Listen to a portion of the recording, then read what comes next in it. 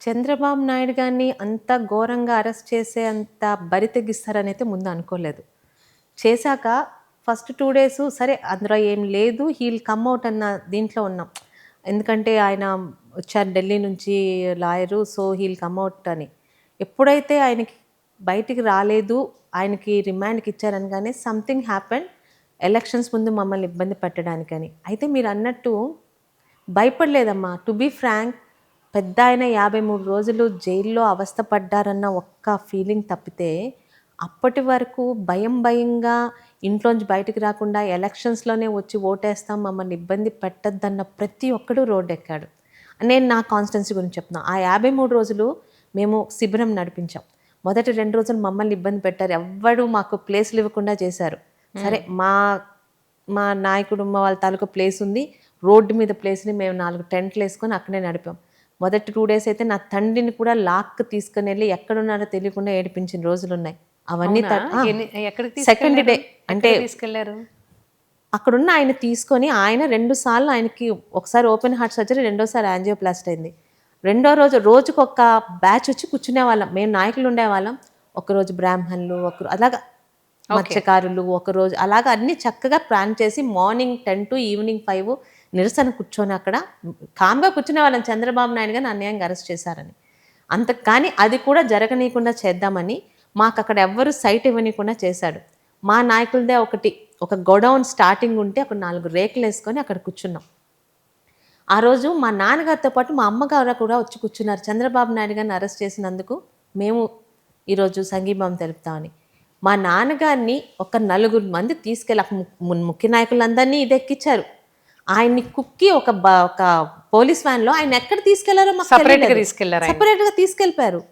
ఆయనకేమన్నా అయ్యుంటే police స్టేషన్‌కి వెళ్ళాను. మా నాన్నకేమన్నా అయిందంటే పోలీస్ స్టేషన్ తగలబెడతానని అక్కడే చెప్పాను. తర్వాత ఒక గంటకి ముందేమో అక్కడేదో ఆయన మధ్యలో ఇన్కన్వీనియంట్ అయితే హాస్పిటల్‌కి తీసుకెళ్లారన్నారు. హాస్పిటల్ దగ్గరికెళ్తే ఇక్కడికి తీసుకురాలేదన్నారు. ఆయన్ని అన్ని ప్లేసులు తిప్పి సోంపేట తీసుకెళ్ళి మా ఇంట్లోని ముందు వరండాలో ఆయన్ని పడేసి వెళ్ళారు. అలాంటి అంటే ఇదంతా ఇప్పుడు వాళ్ళేవో చేస్తున్నారు ప్రోగ్రామ్స్. పర్మిషన్స్ ఇవ్వండి, గొడవలు లేకుండా చూసుకోండి అని చెప్తున్నాం మేము గానీ, మా పార్టీ గానీ. వాళ్ళలాగా బిహేవ్ చేస్తే పశువుల్లాగా ఈరోజు వాళ్ళు బయటకొస్తారా? అంటే అలాంటి నీచమైన పనులు చేశారు. అయితే పలాసలోని నిజంగా అప్పలరాజు గారికి భయపడో, ఈ కేసులకు భయపడి ఆయన గెలిచిన కొత్తలోనే మా సీనియర్స్ ఎంతోమంది నాకు ఫోన్లు చేసి ఇంటికొచ్చి అమ్మ మేము బయటికి రాం. ఎక్కడెక్కడో ఉన్న మా పిల్లల మీద కూడా బైండ్ ఓవర్లు కేసు పెడుతున్నారు. మా తాలూకా చిన్న షాపుల మీద, వ్యాపారాల మీద విజిలెన్స్ దాడులు చేయిస్తున్నాడు. మేము తెలుగుదేశాన్ని వదలం. అయితే బయటికి రాలేం. మీతో ఏ ప్రోగ్రామ్స్‌కి రాము. బట్ ఎలక్షన్‌కి మాత్రం వచ్చి బయటకొచ్చి మీకు ఓటేస్తామని చెప్పి భయపడి ఇంట్లో ఉన్న నాయకులందరూ అరే చంద్రబాబు నాయుడిని అరెస్ట్ చేస్తే ఇంక వీళ్ళు మనకేంటి చేసేది, ఎక్కుదాం పదండి రోడ్డు, ఎంతమందిని అరెస్ట్ చేస్తారు అని తెగించి బయటకొచ్చేలా చేశారు. నిజంగా అంటే ఒక విధంగా వాళ్ళు చూపించిన ఎమోషన్‌కి కంట్లో నీళ్ళు కూడా తిరిగాయి. ఇంకా సార్‌ని అరెస్ట్ చేశాక ఏంట్రా మళ్ళీ మనం లోపల ఉండేది, ఎంతమందిని అరెస్ట్ చేస్తారు, ఎన్ని జైళ్ళని నింపుతారు, పదండి అని ముఖ్యంగా నాన్నగారిని రెండో రోజు పెట్టిన ఇబ్బందికి అప్పటి వరకు స్తబ్దుగానో లేకపోతే నిజంగా తెలుగుదేశం వస్తాదా రాదో మనం ఎందుకు ఇబ్బంది పడ్డాం అనుకున్న వాళ్ళందరూ తెగించి బయటకు వచ్చేలా చేశారు. రాష్ట్రం మొత్తం ఎక్కడ మేము టైర్లు తగలబెట్టలా, ఎక్కడ సినిమా హాల్ తగలబెట్టలా, లేకపోతే రత్నాచల్ ఎక్స్‌ప్రెస్‌లు తగలబెట్టలేదు. చాలా క్వైట్‌గా మా నాయకుడికి జరిగిన దానికి అన్యాయంగా పెట్టారని ప్రతి ఒక్కరు సోషల్ మీడియాలోని కామ్‌గానే వచ్చాం కానీ ఎక్కడ అరాచకాలు లేకుండా నిశ్శబ్దంగా మేము చేసాం.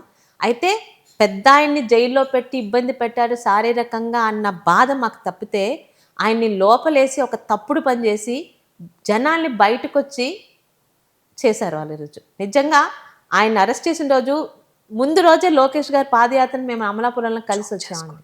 జూమ్ చేసుకోండి. చాలా బాధ అనిపించింది. నెక్స్ట్ డే ఏబిఎన్ వాళ్ళు మార్నింగ్ తీసుకుంటే నైట్ సార్ అరెస్ట్ అయినప్పటికి ఆటోమేటిక్‌గా కంట్లోంచి నీళ్ళు వచ్చాయి. అరే ఆయన చేసిన తప్పు ఏంటి, నా రాష్ట్రం అని రాష్ట్రం గురించి కష్టపడ్డామా ఆయన చేసిన తప్పు. జగన్మోహన్ రెడ్డిని అరెస్ట్ చేయలేక అండి అంతకుముందు మేము 2014, 19 మధ్య ఎన్ని చెత్త పనులు చేసినా ఆ నంద్యాల ఎలక్షన్స్‌లోని అప్పుడు సీఎంగా ఉన్న చంద్రబాబు నాయుడు గారిని ఉరేయాలని మాట్లాడినా ఒక లిమిట్స్ ఉంటాయి కొంతమంది నాయకుల జోలికి వెళ్ళాలంటే. కానీ ఆ లిమిట్ కూడా దాటి జగన్మోహన్ రెడ్డి తన గొయ్య అంటారా, తన సమాధి అంటారా తనే తవ్వుకున్నాడు రాజకీయ సమాధి. ఆ రోజు మాత్రం కంట్లోంచి నీళ్ళు తిరిగా పెద్దాయన చేసిన పాపం ఏంటి, 75 సంవత్సరాల వయసులో ఆయన్ని రాత్రంతా నిద్రపోనివ్వకుండా బస్సు చుట్టూ బస్సుల్ని సౌండ్లు చేసి ఆయనకి ఏమవుతుందో తెలియనివ్వకుండా ఎర్లీ మార్నింగ్ 4 o'clock అరెస్ట్ చేసి మళ్ళీ విజయవాడ దాకా బై రోడ్ అంటే ఆయనకి శారీరకంగా ఇబ్బంది పెట్టాలని కదా. ఆయన మెంటల్ స్టెబిలిటీ స్ట్రాంగ్ కాబట్టి అవన్నీ తట్టుకున్నారు. జగన్మోహన్ రెడ్డి గారు అధికారంలో ఉన్నప్పుడు వైజాగ్ని ఎగ్జిక్యూటివ్ క్యాపిటల్ అన్నారు, ఉత్తరాంధ్ర కోసమే ఆయన చెప్పింది. ఇప్పుడేమో మావిగన్ అంటున్నారు. అయితే అసలు ఈ ప్రాంత వాసులు, పలాస ప్రాంత వాసులు ఏమంటున్నారు రాజధాని విషయంలో? అప్పుడేమనుకున్నారు, ఇప్పుడేమంటున్నారు? మావిగన్ అంటున్నారు కదా ఆయన కొత్తగా ఇప్పుడు. పలాస వాసులు 2014-19 మధ్య రాష్ట్రం మొత్తం తిరిగారు ఆ కమిషన్ వాళ్ళు, కృష్ణ కమిషన్ వాళ్ళు. తిరిగినప్పుడు వైజాగ్ వాళ్ళే మాకు రాజధాని వద్దు, Vizag is a self developed city, ఒక రాజధానికి కావాల్సిన అన్ని హంగులు అక్కడ ఉన్నాయి కానీ మాకు రాజధాని వద్దు, రాజధాని అన్నది అందరికీ సమానంగా ఆ మధ్యలో ఇటు రాయలసీమకి ఇటు ఉత్తరాంధ్రకి మధ్యలో అక్కడే ఉండాలని ఆ రోజే వాళ్ళు తేల్చి చెప్పారు. జగన్మోహన్ రెడ్డి ఉత్తరాంధ్రని డెవలప్ చేయడానికి రాజధాని పెడతామని మాట్లాడలేదమ్మా. అందరికీ తెలుసు రుషికొండ మీద ప్యాలెస్ కట్టుకోవడం గురించి ఏదో ఒక మాటలు మాట్లాడి అక్కడ అంతఃపురం కట్టుకున్నారు. రాజధాని డెవలప్మెంట్ అంటే 5 సంవత్సరాల్లోని నేను తాడేపల్లిలోని ఇల్లు కట్టుకున్నాను, చంద్రబాబు నాయుడు గారు కట్టుకోలేదు కానీ నేను కట్టుకున్నాను అని చెప్పి ఈ మధ్య మంత్రులు మాట్లాడిన మాటలు మీ వీడియోల్లోని మీ ఛానల్స్లో ఉన్నాయి.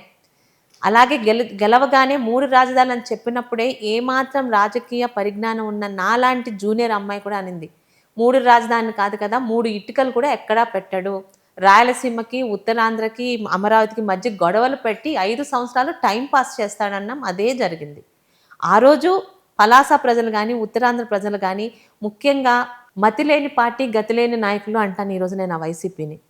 ఆయన ఏం మాట్లాడుతున్నా కనీసం అది తప్పు, అలా మాట్లాడకూడదు, మన పార్టీని నాశనం అవుతుందని చెప్పే ధైర్యం కానీ చెప్పే బుద్ధి కానీ ఆ నాయకుల్లో ఒక్కడికి లేకుండా ఉంది.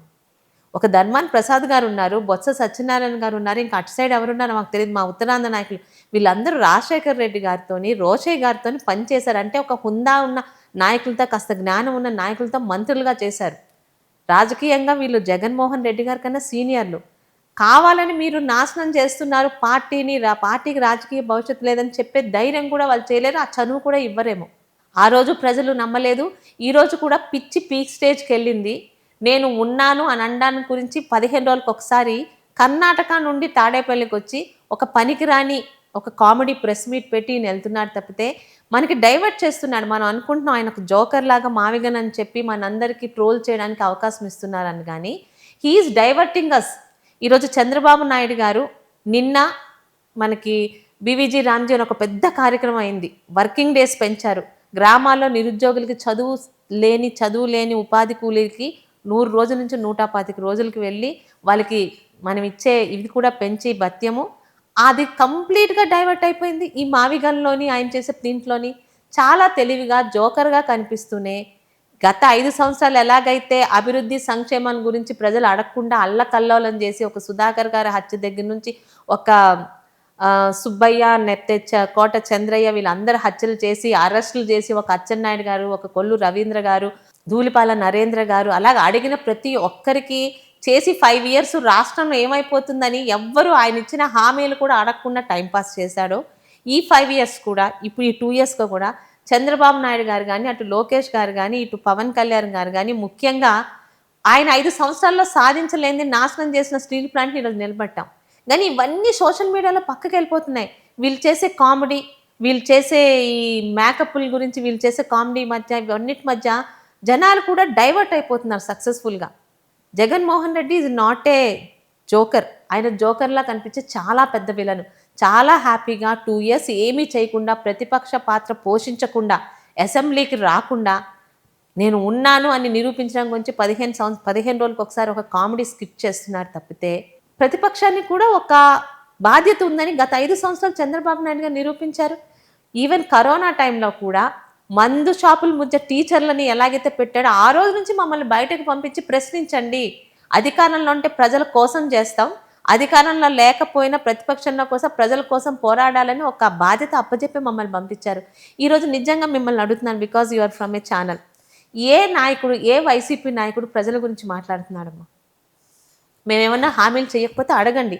మర్యాదగా మీరు గంట మాట్లాడినా, అరగంట మాట్లాడించిన, రోజంతా మాట్లాడినా ఒక సబ్జెక్టుతో విమర్శనాత్మకంగా ప్రశ్నించడానికి మేము రెడీగా లాస్ట్ 5 years చూపించాం.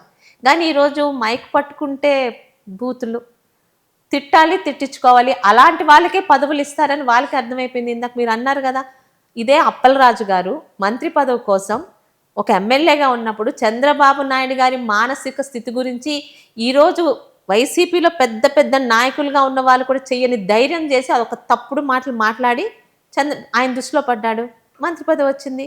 అలాగే జోగి రమేష్ గారు చంద్రబాబు నాయుడు గారు ఇంటి మీద దాటికెళ్లారు, నెక్స్ట్ స్పెల్లో మంత్రి పదవి వచ్చింది. సో అందరికి అర్థమైపోయింది, ఇలాంటి ఎక్స్ట్రాడినరీ చేసి ఎక్స్ట్రాడినరీ మాట్లాడితే రేపు ఉదయం మళ్ళీ వైసీపీ ఏమన్నా వస్తే అది రాదు, రానివ్వం కూడా. ప్రజలు కూడా చాలా క్లారిటీతో ఉన్నారు.